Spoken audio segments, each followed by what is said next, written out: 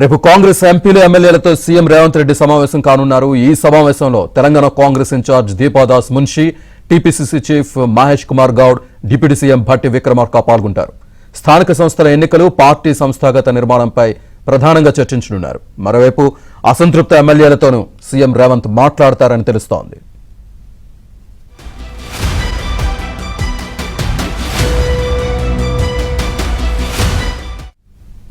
ఇక ఫిరాయింపు ఎమ్మెల్యేల విషయంలో బీఆర్ఎస్ సీరియస్ గా ఉంది. రేపు కేటీఆర్ ఢిల్లీకి వెళ్లనున్నారు. పార్టీ మారిన ఎమ్మెల్యేల విషయంపై న్యాయవాదులతో చర్చించనున్నారు.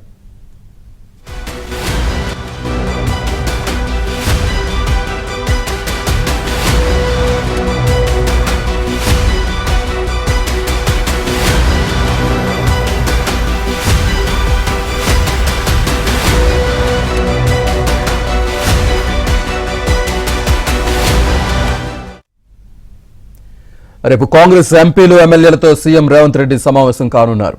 ఈ సమావేశంలో Telangana Congress in charge Deepa Dasmunshi, TPCC chief Mahesh Kumar Goud, deputy CM Bhatti Vikramarka పాల్గొంటారు. స్థానిక సంస్థల ఎన్నికలు, పార్టీ సంస్థాగత నిర్మాణంపై ప్రధానంగా చర్చించనున్నారు. మరోవైపు అసంతృప్త ఎమ్మెల్యేలతోనూ సీఎం రేవంత్ మాట్లాడతారని తెలుస్తోంది.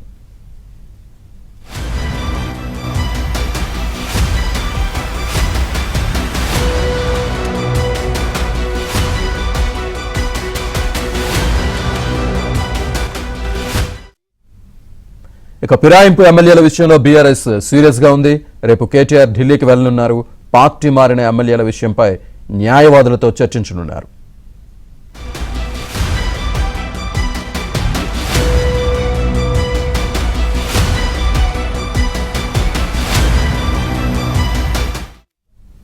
ఇక పార్టీ మారిన ఎమ్మెల్యేలకు సంబంధించి రేపు కేటీఆర్ ఢిల్లీ వెళ్లబోతున్నారు. న్యాయవాదులతో మాట్లాడే అవకాశం కనిపిస్తోంది. దీనికి సంబంధించి పూర్తి సమాచారాన్ని మా కరెస్పాండెంట్ నరేష్ లైవ్ లో అందిస్తారు. నరేష్, బీఆర్ఎస్ పార్టీ ఫిరాయింపులను చాలా సీరియస్గా తీసుకుంది. అంటే చాలాల క్రితమే హైకోర్టులో కూడా ఈ అంశం మీద పిటిషన్ వేసినప్పటికీ కూడా తర్వాత సుప్రీంకోర్టుకు చేరిన పరిస్థితి. ఈ నేపథ్యంలోనే భారత సర్వోన్నత న్యాయస్థానంలో తమకు అనుకూలంగా తీర్పు వస్తుందని చెప్పి గులాబీ పార్టీ చాలా ఆశాభావంతో ఉంది. ఈ నేపథ్యంలో రేపు ఉదయం BRS party working president Delhi వెళ్ళిపోతున్నారు. ఆయన అక్కడ న్యాయ నిపుణులతో చర్చలు కూడా జరపబోతున్నారు. దాదాపు ఒక 2-3 రోజుల పాటు ఢిల్లీలోనే కేటీఆర్ ఉండబోతున్నారు. పూర్తి స్థాయిలో న్యాయ నిపుణులతో చర్చలు జరిపి ఏ విధంగా ముందుకు వెళ్లాలనే అంశం మీద కూడా ఒక నిర్ణయానికి రాబోతున్నారు. బీఆర్ఎస్ పార్టీ అధికారం కోల్పోయిన తర్వాత కాంగ్రెస్ పార్టీ 2023 డిసెంబర్ అధికారంలోకి వచ్చినాక ఈ గడిచిన ఏడాది కాలంలో ఒక 10 మంది ఎమ్మెల్యేలు పార్టీ ఫిరాయించారు.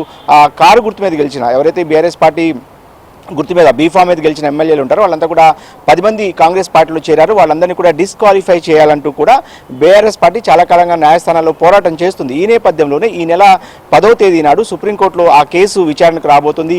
ఇందులో భాగంగానే ఢిల్లీకి కేటీఆర్ వెళ్ళబోతున్నారు. ఇక బీఆర్ఎస్ పార్టీ నుంచి కాంగ్రెస్లో చేరిన ఎమ్మెల్యేల మీద డిస్క్వాలిఫై చేయాలంటూ కూడా స్పీకర్ను కలిసి బీఆర్ఎస్ పార్టీ ఒక ఫిర్యాదును కూడా చేయడం, అటు ఇంకొక వైపు స్పీకర్ కార్యాలయం కూడా ఇప్పటికే ఎమ్మెల్యేలకు నోటీసులు కూడా ఇచ్చింది. లిఖితపూర్వకంగా సమాధానం చెప్పాలనేది దాని సారాంశం. అయితే ఎమ్మెల్యేలు మాత్రం తమకు 4 నెలల సమయం కావాలనేది వాళ్ళు కోరిన మాట.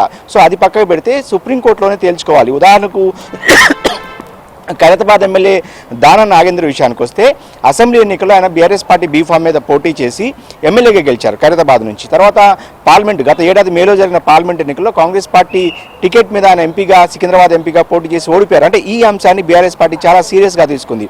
అంటే దానం నాగేంద్ర చాలా క్లియర్గా దొరికిపోయారు అనేది బీఆర్ఎస్ పార్టీ చెప్తున్న మాట. ఈ అంశం చాలు, ఎందుకంటే ఎన్నికల అఫిడవిట్ కూడా సమర్పిస్తారు కాబట్టి దానిలో అటు బీఆర్ఎస్ పార్టీ ఎమ్మెల్యేగా కొనసాగుతూ కాంగ్రెస్ పార్టీ టికెట్ మీద ఎలా పోటీ చేస్తారు దానం నాగేంద్ర అనేది చాలా సీరియస్గా బీఆర్ఎస్ పార్టీ దీని మీద ఈ అంశం మీద కొట్లాడుతుంది. ఇంకొక వైపు సిటీకి సంబంధించి శేర్లింగంపల్లి ఎమ్మెల్యే గాంధీ కావచ్చు, అటు ఇంకొక రాజేంద్ర నగర్ నుంచి ప్రకాష్ గౌడ్ కావచ్చు, ఇలాంటి సిటీలో ఎమ్మెల్యేలతో పాటుగా అటు కడియం శ్రీహరి కావచ్చు, పోచారం శ్రీనివాస్ రెడ్డి కావచ్చు, వీళ్ళంతా కూడా ఇప్పటికే బీఆర్ఎస్ పార్టీ నుంచి కాంగ్రెస్ పార్టీలోకి ఫిరాయించారు. సో వీళ్ళందరి మీద డిస్క్వాలిఫై చేయాలనేది బీఆర్ఎస్ పార్టీ అడుగుతున్నమాట. ఇక ఇంకొక మాట కూడా కేటీఆర్ చాలా కాలంగా పార్టీ క్యాడర్కు చెప్తూ వస్తున్నారు. ఎట్టి పరిస్థితుల్లోనూ వీళ్ళ అనర్హత వేటు తప్పదు, ఖచ్చితంగా ఉప ఎన్నికలు వస్తే రాష్ట్రంలో దానికి సిద్ధంగా క్యాడర్ ఉండాలంటూ కూడా కేటీఆర్ పదే అనేక ప్రెస్ మీట్లో కావచ్చు, బహిరంగ సభల్లో కావచ్చు, ఏదైతే పార్టీ కార్యక్రమాల్లో కావచ్చు, అనేక వేదికల మీద కేటీఆర్ బహిరంగానే చెప్తూ వస్తారు. అంటే కేడర్లో కొంత ఉత్సాహాన్ని కూడా నింపే ప్రయత్నం చేస్తారు. ఏదేమైనప్పటికీ కూడా ఇప్పటికే ఫిరాయింపు ఎమ్మెల్యేల మీద రాష్ట్ర వ్యాప్తంగా కొంత చర్చ జరుగుతుంది.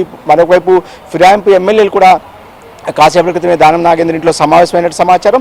ఏ విధంగా సుప్రీంకోర్టులో ముందుకు వెళ్ళాలి, ఈ కేసు 10వ తేదీ నాడు విచారణకు రాబోతున్న నేపథ్యంలో ఏ అంశాలను వాదనలు అంటే అందరూ కలిసి వాస్తవానికి ఒక్కొక్క ఎమ్మెల్యే కాకుండా 10 మంది ఎమ్మెల్యేలు కలిపి ఆ కోర్టులో ఖచ్చితంగా తిరిగి అంటే సమాధానం చెప్పాల్సి ఉంటుంది. కాబట్టి విచారణ ఆ రోజు సుప్రీంకోర్టు ఏం చెప్తుందన్న ఉత్కంఠ కూడా సహజంగానే రాజకీయ వర్గాల్లో ఉంది. ఇందులో భాగంగానే బీఆర్ఎస్ పార్టీ అయితే ఈ ఫిరాయింపు ఎమ్మెల్యేలకు సంబంధించి చాలా సీరియస్గానే వర్కౌట్ చేస్తుంది. కేటీఆర్ స్వయంగా పిటిషన్ కూడా సుప్రీంకోర్టులో దాఖలు చేశారు. వాస్తవానికి అంతకుముందే వేరే వ్యక్తులు పిటిషన్ దాఖలు చేసినప్పటికీ కూడా కేటీఆర్ కూడా ఇంప్లీడ్ అయ్యారు స్వయంగా. సో ఇందులో భాగంగానే కేటీఆర్ రేపు ఢిల్లీకి వెళ్ళబోతున్నారు. స్వయంగా న్యాయ నిపుణులతో సంప్రదింపులు జరిపి ఎట్టి పరిస్థితుల్లోనూ డిస్క్వాలిఫై అంశాన్ని ఏదైతే ఎమ్మెల్యేలు ఫిరాయించారో బీఆర్ఎస్ పార్టీలో గెలిచి కాంగ్రెస్ పార్టీలోకి వెళ్ళిన ఎమ్మెల్యేల విషయంలో అయితే బీఆర్ఎస్ పార్టీ చాలా సీరియస్గా ఉంది. మొత్తానికైతే రేపు కేటీఆర్ ఢిల్లీ వెళ్ళి దాదాపు 3-4 రోజుల పాటు అక్కడే ఉండే అవకాశం అయితే కనిపిస్తోంది.